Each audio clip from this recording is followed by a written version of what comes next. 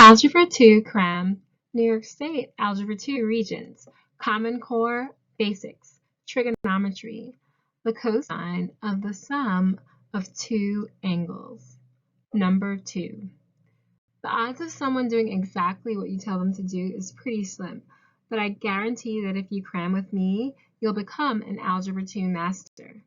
Inbox me at memedicine@gmail.com to order this complete cram session, and be sure to spread the word to your friends and classmates who need to cram as well. They too can inbox me at memedicine@gmail.com for pricing and ordering instructions.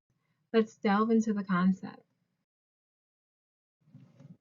The cosine of the sum of two angles.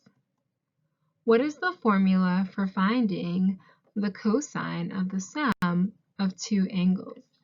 I'll give you a moment to think. It's a hit or miss memory recall problem, so it's either you know it or you don't.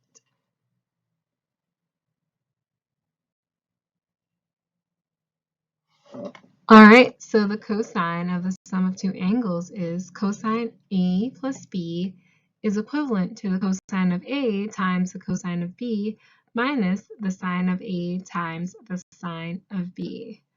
All right,